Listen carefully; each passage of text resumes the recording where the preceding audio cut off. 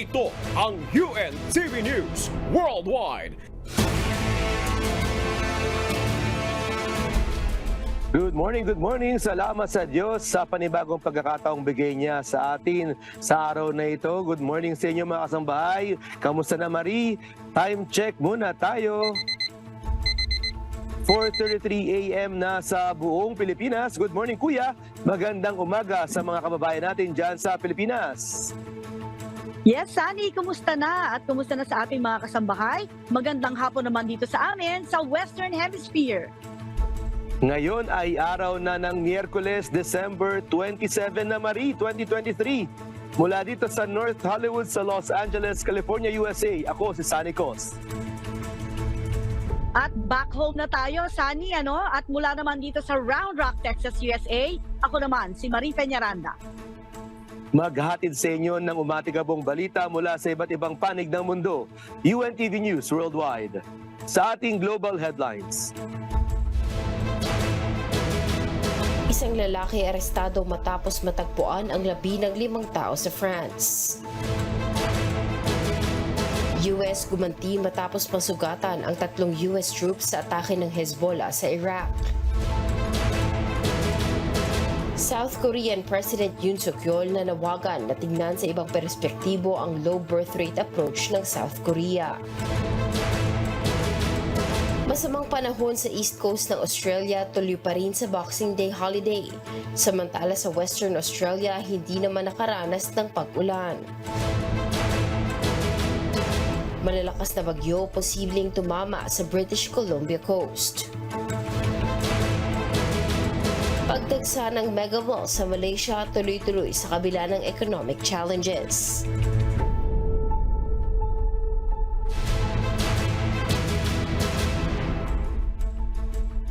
Una sa ating mga umatigabong balita.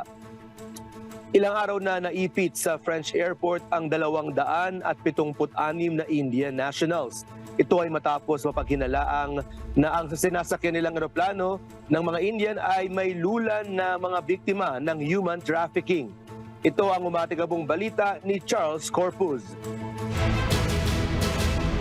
Nakabalik na sa India ang 276 na Indian nationals na naipit sa Vatry Airport sa France noong Martes, December 26. Ang mga ito ay pasahero ng Legend Airlines A340 na 4 na araw na nanatili sa paliparan bunsod ng human trafficking probe. Ayon sa Regional Administration, mula sa orihinal na 303 na pasahero na sumailalim sa investigasyon, 25 sa mga ito ang humiling na asylum sa France habang 276 naman ang pabalik sa Mumbai.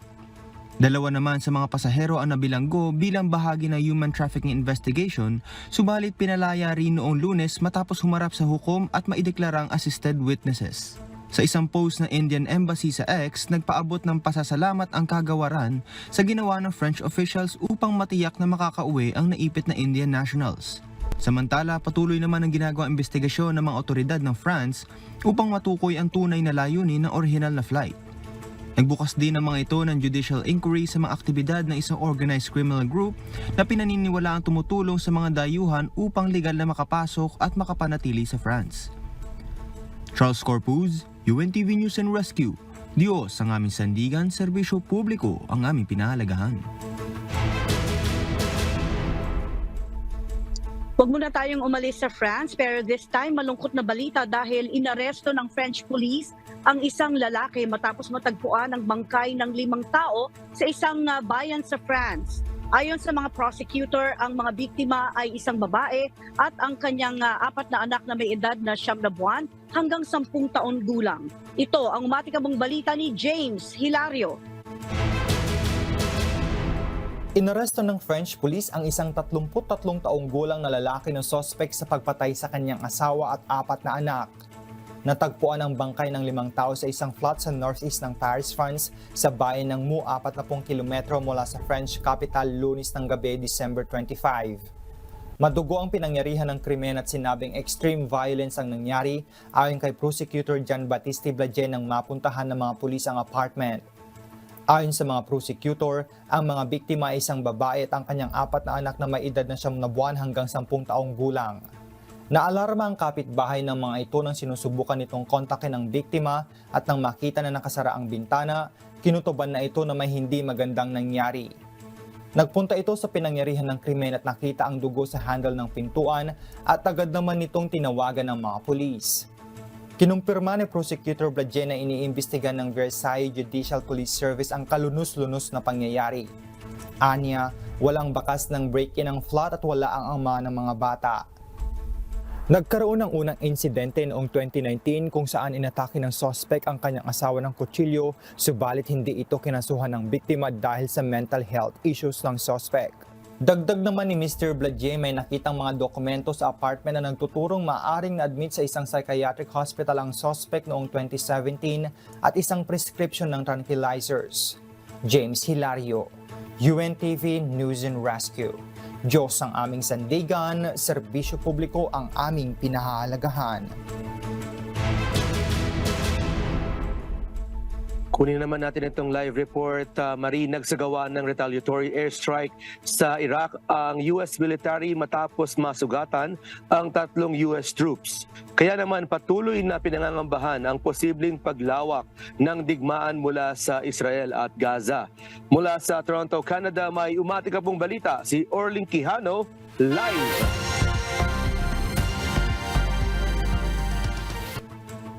Magandang hapon dyan sa inyo, Orly, na very concerning itong balita mo. Ano bang ang nangyaring pagganti ng US troops dito sa Hezbollah? Good afternoon, Sunny. Ayon sa US military, ilang miyembro ng Kataib Hezbollah militants ang pinaniniwalaang nasawi at nawasak ang ilang pasilidad na gamit ng grupo sa ginawang pag-atake ng US military sa Iraq.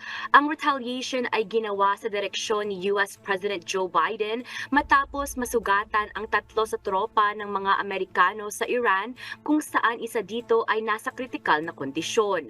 Subalit ang ginagawang mga pag-atake ng Iranian-backed militant group ay sinasabing may kinalaman sa nangyayaring Israel-Hamas war.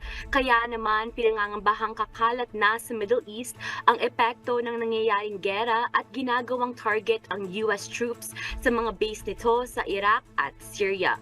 Ang mga Iran-aligned group sa Iraq at Syria ay tutol sa kampanya ng Israel sa Gaza at sinasabing may responsibilidad ang US dito. Layo naman ng US military sa retaliation ay upang maprotektahan ang kanilang forces. At yan ang latest update. Balik sa'yo, Sunny. Orly, kamusta naman yung mga na-injure na US troops? At bigyan mo nga kami ng idea, paano ba yung mga naging pag-atake nitong Hezbollah sa US troops sa Iraq? Sunny, what we know so far is that earlier on Monday, isang drone yung lumipad at inatake yung isang US base sa Erbil, Iraq, kung saan naninirahan yung ibang US forces. At bukod doon, hindi binigyan ng detalye ng Pentagon yung details or identity ng service member na nasa critical conditions sa ngayon, at hindi rin binigay yung detalye when it comes to how the drone was able to penetrate yung air defense ng US base. But we'll keep you posted once more details come to light. Sunny? Alright, sige, keep us updated. Salamat. Orling Quijano, live mula naman dyan sa Toronto, Canada. Samantala sa ibang balita naman, Sunny, nanawagan si President Yoon Suk Yeol na tignan sa ibang perspektibo ang issue ng bumababang birth rate sa bansa. Ito ay sa gitna ng patuloy na pagbaba ng fertility rate sa bansa. Ito ang umatikabong balita ni Axis Salem. Nanawagan si South Korean President Yoon Suk Yeol na harapin ang issue na bumubulusok na birth rate sa bansa. Sa ibang perspektibo, na binibigyang diin ang pangangailangang tukuyin ang sanhi nito at humanap ng epektibong solusyon.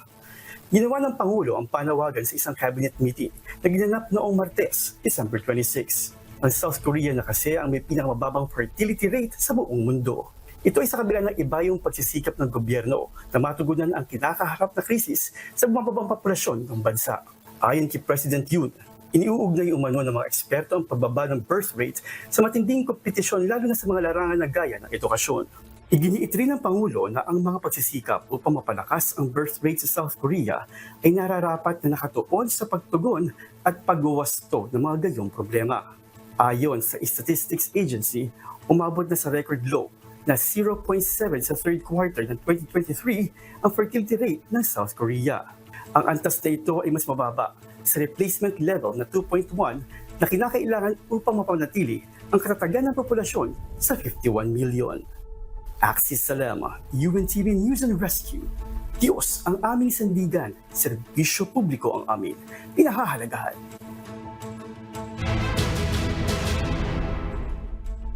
May update tayo, Maris, sa masamang klima dyan sa Australia. Patuloy na nararanasan ang masasamang panahon sa New South Wales, Australia, dulot ng thunderstorms araw ng Martes, December 26, 2023. Bumagsak ang malalaking hailstones na sumira sa mga sasakyan, skylights, roof tiles at mga bintana. Ito ang umatigabong balita ni Danny Delieva. Tumaas ang bilang ng mga insidente na tinugunan ng New South Wales State Emergency Service o NSWSES noong Boxing Day holiday, December 26. Bunsod ito ng patuloy na nararanasang severe storms sa New South Wales, Australia. Nakaranas din ng hailstorm sa estado kung saan ang bumagsak na hailstones ay may sukat na 4 hanggang 5 sentimetro ang laki. Marami sa mga social media users ang nagpost ng mga tinamong pinsala ng kanilang mga sasakyan, roof tiles at mga bintana na dulot ng napakalalaking hail. Kaya naman pinayuhan ng NSWSES ang publiko na kung maaari ay ilagay sa lugar na may bubong ang kanilang mga sasakyan o kaya naman ay malayo sa mga puno. Gayon din ang pagtatago ng mga bagay o gamit na nakakalat sa palibot ng bahay at pagpapanatili ng 8 metrong distansya mula sa mga bumagsak na power lines maging sa mga bakod na posibleng may kuryente. Hinimok din ni NSWSES Assistant Commissioner Sean Kearns na pag-isipan ng mga biyaherong mayroong planong maglakbay upang makapiling ang mga mahal sa buhay ang nararanasang severe weather sa estado. Pinangangambahan ng mga opisyal ang panganib na maaaring idulot ng flash flooding, nagkalat na debris at malabong visibility kaya nararapat umanong maging well-informed ang publiko. Kailangan din ng matinding pag-iingat o kung tuluyan pang sasama ang panahon ay ipagpaliban muna ang travel plans. 2 tao ang naiulat na nasawi dahil sa bagyo. Mahigit 100,000 sambahayan naman sa Queensland ang nagpalipas ng gabi noong Lunes, December 25, 2023 na walang kuryente dahil sa mga nasirang poste. Samantala, walang ulan na nararanasan sa estado ng Western Australia sa nakaraang ilang araw. Sa halip, 7 bushfires ang kinaharap ng estado mula pa noong nakaraang linggo na tumupok sa 12-dosenang bahay, sheds at mga alagang hayop ng mga residente. Isang firefighter ang nasawi matapos mahulog mula sa isang firefighting vehicle sa Esperance, Western Australia.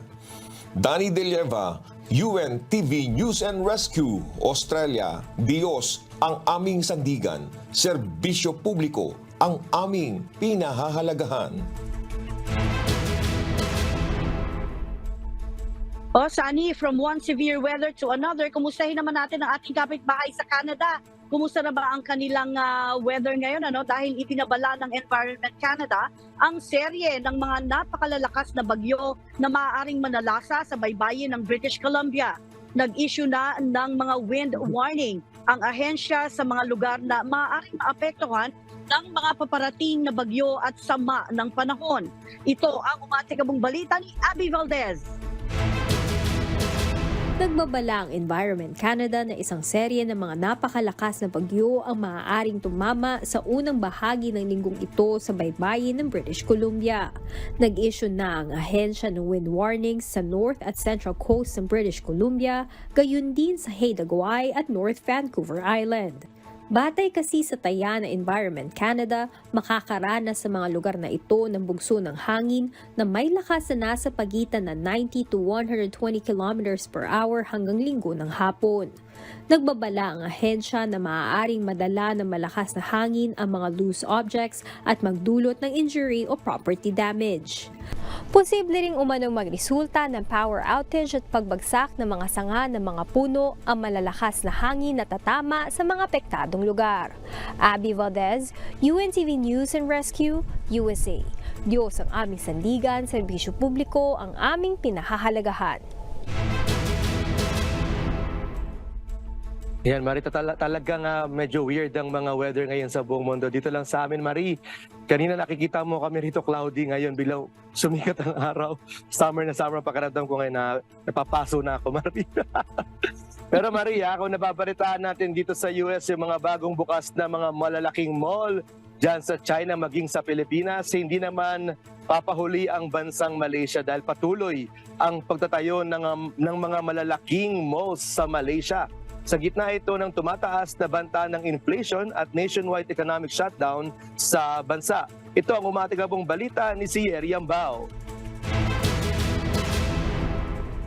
Patuloy na nagbo-boom ang konstruksyon ng malalaking mall sa Kuala Lumpur, ang capital ng Malaysia. Ito ay sa kabila ng nahaharap ang bansa sa mga hamon ng ekonomiya, partikular ang banta ng inflation at nationwide economic shutdown. Ang The Exchange TRX ang pinaka-latest na mega mall na nagbukas noong Nobyembre, na susundan pa umano ng isa pa sa darating na taong 2024. Bahagi ang bagong mall ng Financial District Development Project sa sentro ng lungsod. Matatagpuan ito sa Bukid Bintang na commercial hub ng Kuala Lumpur at main shopping district kung saan marami pang ibang malalaking malls ang nakatayo. Ang development at operation ng TRX ay pinamamahalaan ng joint venture sa pagitan ng Australian Property Development Lend-Lease at isang Malaysian government-owned company. Bahagi ng development project ang pagbubukas ng mga high-rise office building sa paligid ng mall na makapagdaragdag ng foot traffic bukod pa sa mga hotel at luxury residences. Ayon kay Lend-Lease Malaysia Retail Head Wilson Mitch, tinatayang magkakaroon ng 50,000 na taong maninirahan at magtatrabaho sa distrito. Samantala, inaasahang mas lalo pang magiging mahigpit ang kompetisyon na kahaharapin ng TRX mula sa mga existing at bagong itatayong mega mall sa lugar ng development. Sherry Ambao, UNTV News and Rescue. Diyos ang aming sandigan, serbisyo publiko ang aming pinahahalagahan.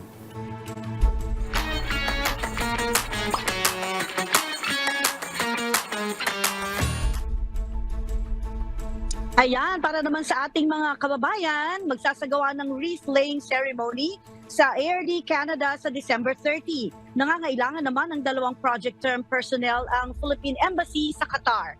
Ito ang umatikabong balita ni Lynn Perez. What's up, kabayan? Magsasagawa ng wreath-laying ceremony sa Dr. Jose Rizal Monument sa Nose Creek Regional Park, Adri, Alberta, Canada. Gaganapin ito sa darating na Sabado, December 30 sa ganap na alas 11 ng umaga bilang pagdiriwang ng Rizal Day. Samantala, naglabas ng holiday notice ang Philippine Consulate sa Houston, Texas para sa buwan ng Enero, taong 2024. Sarado ang konsulado sa January 1 at 15. Maaaring tumawag sa embassy hotline sa 1346-256-4522 kung may emergency. Nangangailangan naman ang 2 project term personnel ng Philippine Embassy sa Qatar mula January hanggang March 2024. Sa mga interesado mag-apply, magsumite ng inyong resume, kopya ng QID at character reference sa doha.pe at dfa.gov.ph. Tatanggap ng applications ang embahada hanggang December 28, 2023. At yan mo ng latest mga kabayan, ako pong muli si Lynn Perez para sa UNTV News and Rescue. Diyos ang aming sandigan, serbisyo publiko ang aming pinahahalagahan.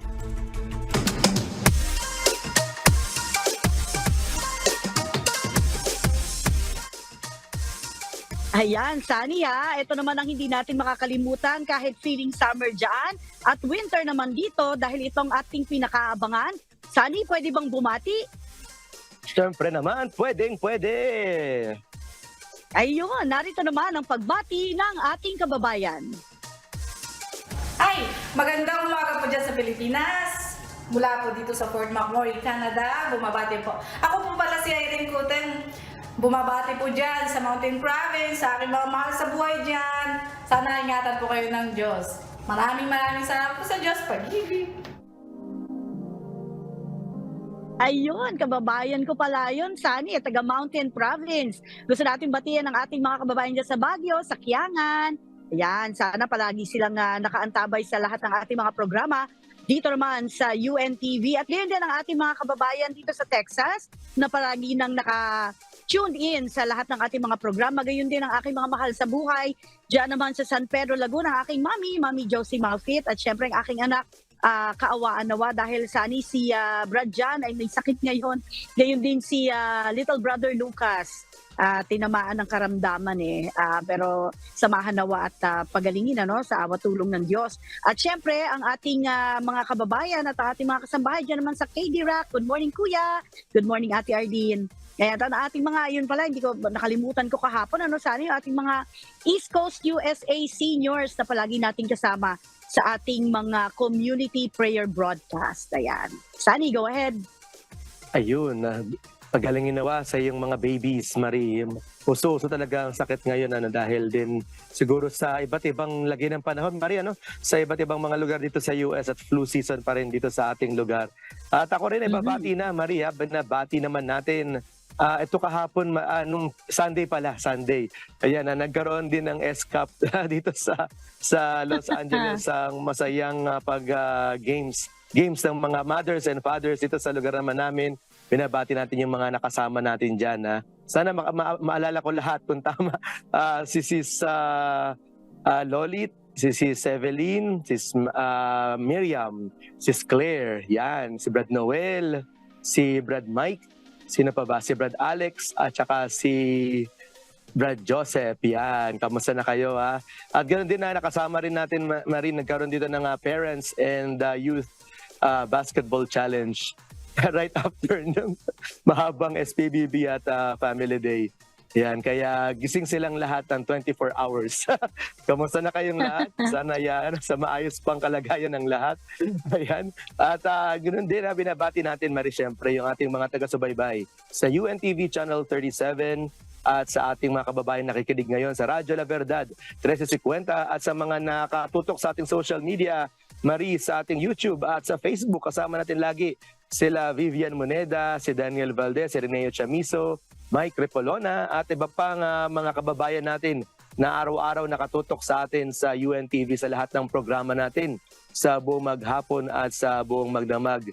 Yan, ganoon na rin binabati ko yung nanay ko dyan sa Marikina at ang aking grandmother dyan naman sa Davao, sa Digos, Marie, dyan sa Davao. At yung ating kasama rito sa Los Angeles, baka magalit sa akin, makalimutan ko siya, si Erwin Azul at ang kanyang butihin na may bahay na si Aurora dahil lagi sila nakatutok araw-araw sa atin, Maria. Nakita ko siya nung nakaraang 3 araw ng SPBB silang mag-asawa.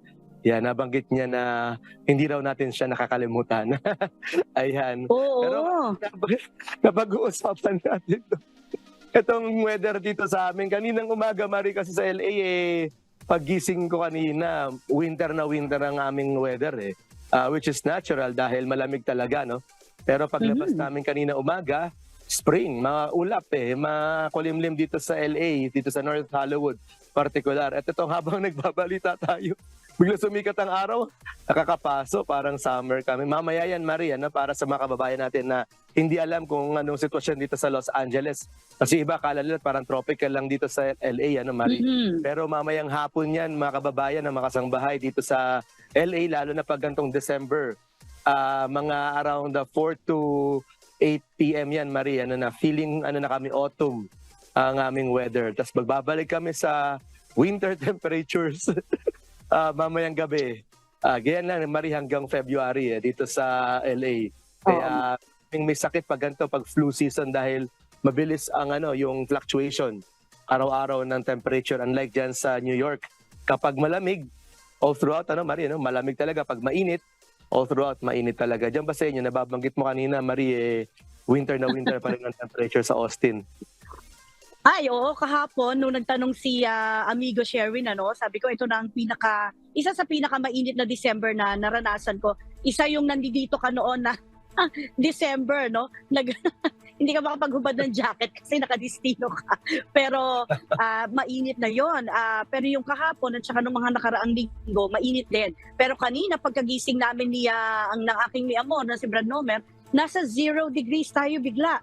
Tapos ngayon ay feels like 10 at napakahangin. Kaya back to winter season naman dito sa Texas. At ngayon din, gusto nating batiin yung ating masugid na taga-subaybay na nasa Pilipinas ngayon, si Sis Araceli Grajeda, na dating taga Killeen, Texas naman. Ngayon nagbabakasyon sa Pilipinas. Mahabang bakasyon.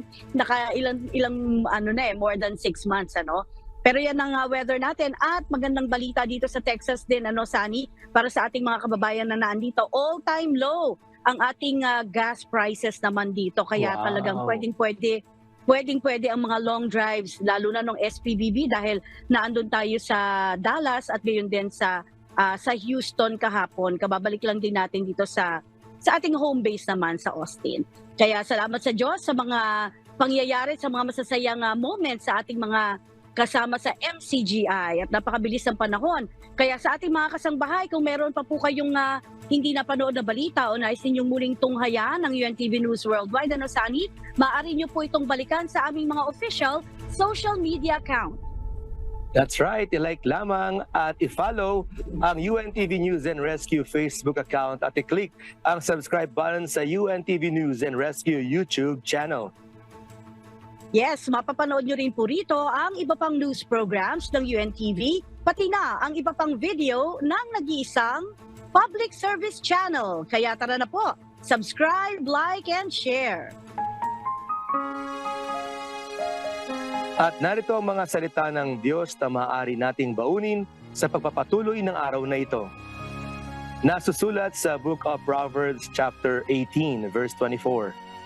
A man that had friends must show himself friendly, and there is a friend that sticketh closer than a brother.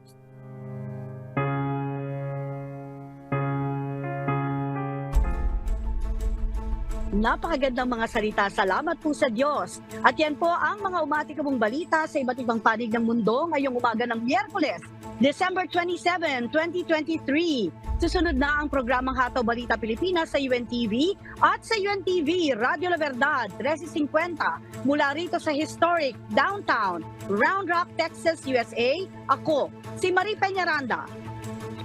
Sa ngalan ng lahat ng bumubuo ng UNTV News and Rescue at ng UNTV Radio La Verdad 1350, mula naman dito sa Home of the Stars sa North Hollywood, sa Los Angeles, California, USA, ako naman si Sunny Cos. Dito sa UNTV at sa UNTV Radio La Verdad 1350, Diyos ang aming sandigan, serbisyo publiko ang aming pinahalagahan. Milyong salamat po sa Diyos.